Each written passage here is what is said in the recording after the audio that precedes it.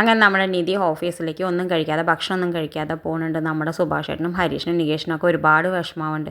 എന്തായാലും നിധി ഓഫീസിൽ പോയിട്ട് ജോലിയൊന്നും ചെയ്യാൻ പറ്റാതെ ഇരിക്കുന്നുണ്ട്.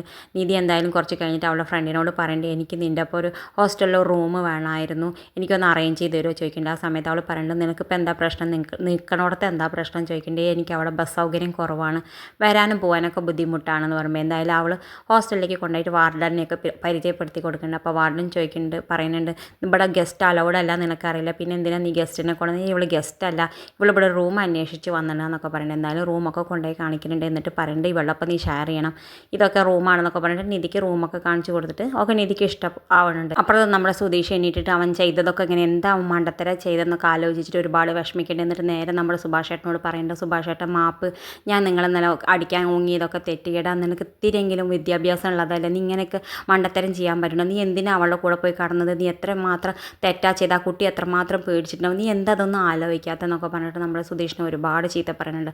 സുധീഷ് ഒരുപാട് മാപ്പൊക്കെ ചോദിക്കുന്നുണ്ട്. പക്ഷേ എന്നോട് നീ ചോദിച്ചിട്ട് എന്താണ് ആ കാര്യം, ആ കുട്ടി വിഷമിച്ചിട്ടാണ് ഇവിടുന്ന് ഇറങ്ങിപ്പോയിനെന്നൊക്കെ പറയുന്നത്. എന്തായാലും നിധി ഹോസ്റ്റലിൽ റൂമൊക്കെ ശരിയാക്കിയിട്ട് നമ്മുടെ സുഭാഷേട്ടൻ്റെ അടുത്ത് വന്ന് പറയേണ്ടത് സുഭാഷേട്ടൻ ഞാൻ എന്തായാലും ഹോസ്റ്റലിലേക്ക് പോകാൻ തീരുമാനിച്ചു, കാരണം എനിക്ക് പേടിയാണ്, രാത്രി ഉറങ്ങാൻ ഒരു സമാധാനം ഇല്ല എന്നൊക്കെ പറഞ്ഞാൽ മോളെ എന്നോട് ക്ഷമിക്കുക, ഞങ്ങളോടൊക്കെ ക്ഷമിക്കുക, ഇനി ഒരിക്കലും അങ്ങനെ ഉണ്ടാവില്ല എന്നൊക്കെ പറയണ്ടേ. ഇല്ല സുഭാഷേട്ടാ ഞാൻ പോകുന്നതായിരിക്കും എല്ലാവർക്കും നല്ലത് എന്നൊക്കെ പറയണ്ടേ. എന്തായാലും സുഭാഷേട്ടത്തിന് എതിരൊന്നും പറയരുതെന്ന് പറഞ്ഞിട്ട് നിധി മനസ്സോളം അവിടെ നിന്ന് ഇറങ്ങിപ്പോയിട്ടുണ്ട്. പണി സ്ഥലത്ത് നിന്നിട്ട് വീട്ടിൽ പോയിട്ട് എല്ലാ ഹോസ്റ്റലിലേക്ക് പോകാനുള്ള എല്ലാ ഡ്രസ്സുകളും പാക്ക് ചെയ്യും. ആ സമയത്ത് നികേഷും എല്ലാവരും തടയുന്നുണ്ട്. പക്ഷെ നമ്മുടെ നിധി ആണെങ്കിൽ സമ്മതിക്കില്ല, അവൾക്ക് എന്തായാലും പോയേ പറ്റുമെന്ന് പറയുന്നത്. നീ വിഷമിക്കാതിരിക്കണം, ഞാൻ ഇവിടെ അടുത്തേക്കല്ലേ, എനിക്ക് എപ്പോൾ വേണമെങ്കിലും എന്നെ കാണാമെന്ന് പറഞ്ഞ് നികേഷിനെ സമാധാനിപ്പിക്കേണ്ടത്. എന്തായാലും സുധീഷ് ഒരുപാട് വട്ടം ഫോൺ നിധിനെ വിളിക്കുന്നുണ്ട്, നിധി എടുക്കാൻ കൂട്ടാക്കണില്ല.